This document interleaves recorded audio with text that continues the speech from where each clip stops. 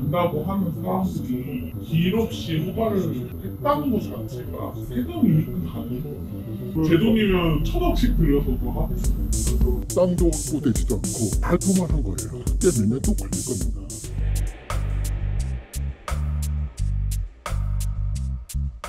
경기도 용인시 시청 맞은편에 신축대단지 아파트가 우뚝 서 있습니다. 아파트를 다 짓고도 진입로가 없어 비어있는 흉물 아파트입니다. 허그에 공적자금 수천억 원이 투입되고도 맹지 아파트로 남아 저희 땅짓고를 포함해 여러 매체에 보도된 적이 있는데요. 용인 지역 주민은 물론 많은 분들의 공분을 사기도 했습니다. 완공한 지 3년이 다 돼가서야 아파트 대체 진입로를 마련하겠다는 소식이 들렸지만 땅짓고 취재 결과 이 계획마저도 불투명한 상황이라 입주 시점을 전혀 예측할 수가 없습니다.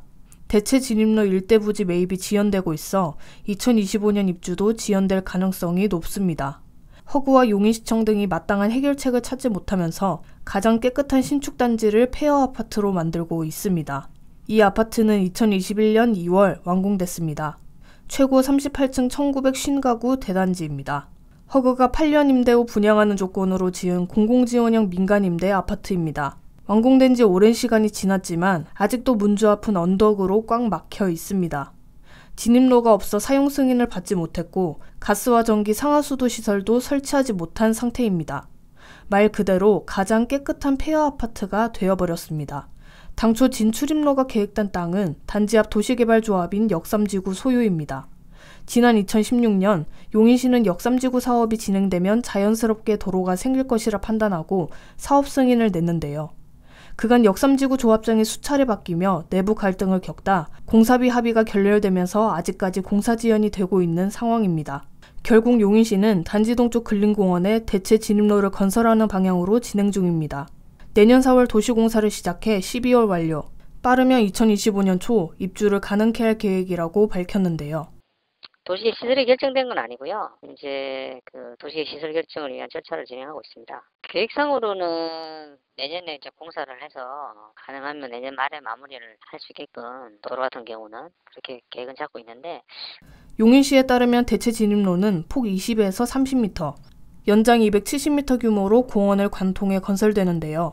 하지만 주민들은 현실성이 떨어진다는 반응입니다. 지금까지 5천억 원의 공적 자금이 투입된 맹지 아파트에 사업주인 국토부와 허그는 물론 사업 승인을 한 용인시도 손 놓고 있었기 때문입니다. 갈 길이 멀걸요? 지금까지 뭐 된다 그래야 지금까지 온 거기 때문에. 저기가 환경평가도 받지도 않고 여러 가지 그 평가도 받지도 않은 상태거든요. 땅도 확보되지도 않고 발표만 한 거예요. 꽤 몇 년 또 걸릴 겁니다.